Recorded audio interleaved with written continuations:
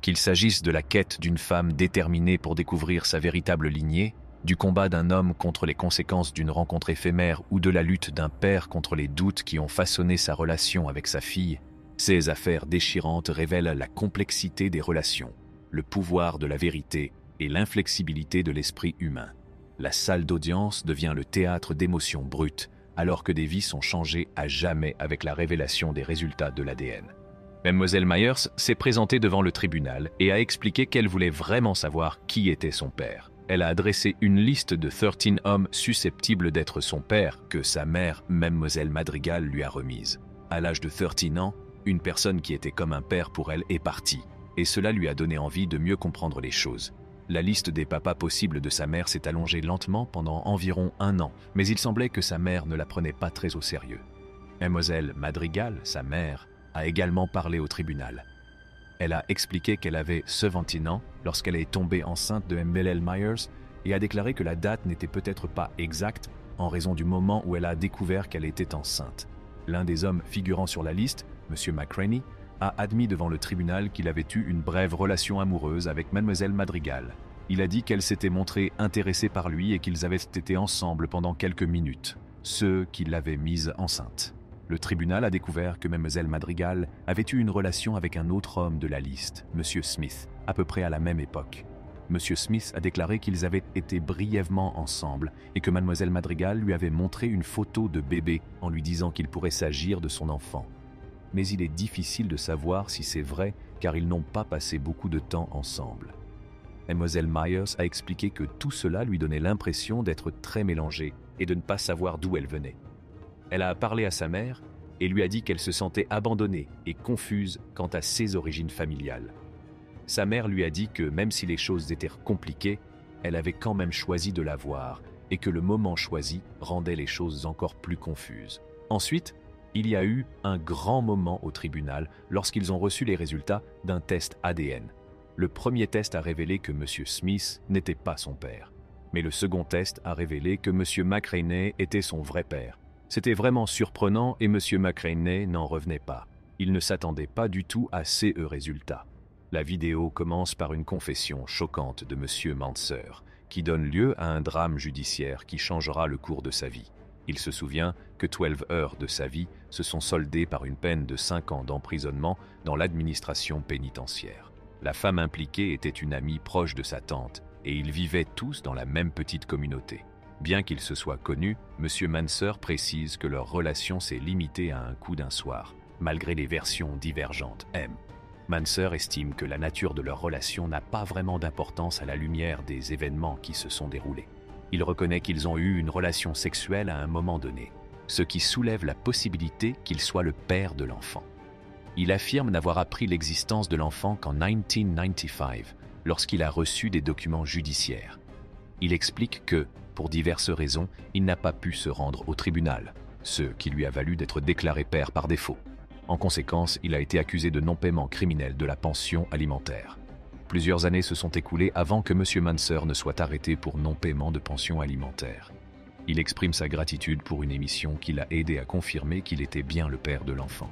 Il justifie son incapacité à se présenter au tribunal en invoquant la peur et d'autres difficultés. Il précise qu'il n'a pas payé de pension alimentaire pendant environ 8 ans, et non 3. Il détaille son historique de paiement après avoir purgé une peine de prison. Dans un moment d'introspection, M. Manser reconnaît que son entêtement a contribué à la douleur que lui et d'autres ont subie. Il reste déterminé à ne pas prouver qu'il est le père de l'enfant. Le juge révèle des détails sur un test ADN précédent où les informations concernant M. Manser étaient manquantes, soulignant son absence lors du test. Un autre rapport de laboratoire datant de 1995 est présenté comme preuve. La situation s'intensifie et les émotions s'exacerbent. M. Manser affirme qu'il n'a pas effectué de test ADN et la femme concernée réagit avec émotion, exprimant sa frustration. Les résultats du test ADN choquent tout le monde, car ils excluent M. Manser en tant que père de l'enfant. Malgré le soulagement de ne pas être le père de l'enfant, la tension monte et les interactions entre les parties concernées restent tendues et émotionnelles. La vidéo se termine sur des émotions non résolues et sur le poids des actions passées de M. Manser, y compris son séjour en prison. M. Jackson Jr. a expliqué au tribunal que l'affaire de paternité avait vraiment nui à sa vie. Il a dit que cette affaire avait bouleversé son argent, son esprit et son corps. Le stress causé par l'affaire a même affaibli son cœur, au point qu'il a eu besoin d'un stimulateur cardiaque. Il a expliqué qu'il a commencé à payer lorsqu'il a trouvé un emploi. Et c'est à ce moment-là qu'il a découvert qu'il devait de l'argent pour son enfant. À ce moment-là, il devait déjà 13 000 $ en raison de retard de paiement. Il a essayé de se rattraper, mais les amendes n'ont cessé d'augmenter et il doit maintenant plus de 25 000 $. MLL Jackson a déclaré qu'elle pensait que M. Jackson Jr. était son vrai père. Elle se souvient qu'il n'en était pas toujours sûr lorsqu'elle était enfant. Parfois, il disait qu'il n'était peut-être pas son père. Il a admis qu'il avait des doutes parce que sa mère avait d'autres petits amis à l'époque. Mlle Jackson a expliqué que sa relation avec M. Jackson Jr. avait été difficile pendant son enfance. Elle avait l'impression qu'il la traitait comme un ami et non comme sa fille. Elle l'appelait même son « homie ». Cela lui a fait voir les choses qu'il faisait d'une manière différente. Il a dit qu'il n'était pas très proche d'elle parce qu'il était marié à quelqu'un d'autre lorsque sa mère est tombée enceinte. Il a dit qu'il refusait d'être son père pour cette raison. Mlle Jackson n'était pas d'accord et a dit qu'ils savaient où ils étaient à cause de la famille. Au tribunal, ils ont parlé d'autre chose qui montrait à quel point leur relation était difficile. Monsieur Jackson Jr. a dit qu'il était désolé et qu'il n'était pas une mauvaise personne. Il a essayé de parler à Mlle Jackson, mais elle ne voulait pas parler. Mademoiselle Jackson s'est souvenue d'une fois où elle lui avait demandé de l'argent pour acheter une glace, mais il a refusé et a acheté de l'alcool. Ce souvenir l'ont rendue très triste et elle a du mal à faire confiance aux hommes. Elles ont toutes les deux dit à quel point elles avaient mal à cause de tout cela.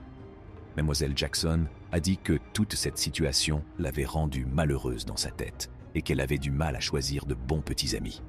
Après avoir partagé leurs sentiments, elles ont découvert, grâce à un test ADN, que M. Jackson Jr. était son vrai père.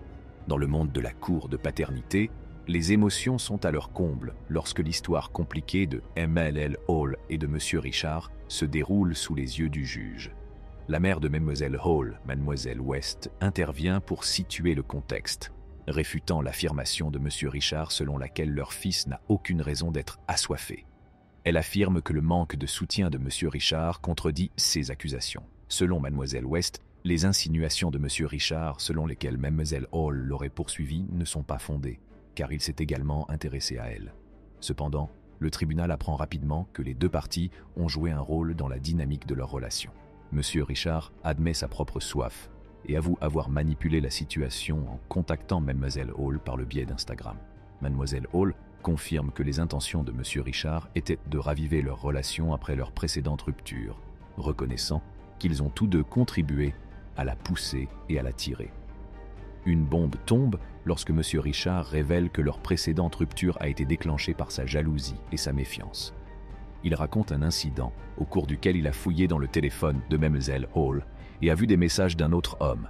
Cette révélation l'a poussé à rompre avec elle, mais Mlle Hall explique qu'elle a gardé sa grossesse secrète en raison de leur relation tumultueuse. Mlle Hall finit par informer M. Richard de sa grossesse, ce qui aggrave le conflit. M. Richard a exprimé des doutes et s'est demandé s'il était le père.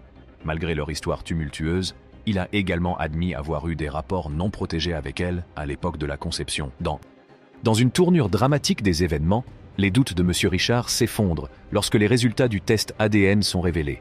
Le tribunal confirme que M. Richard est bien le père de l'enfant de MLL Hall, dissipant ainsi l'incertitude qui entourait leur situation. Au milieu du drame et de la tension de la salle d'audience, la vérité l'emporte, offrant une conclusion et des réponses à une histoire remplie de doutes et de complications.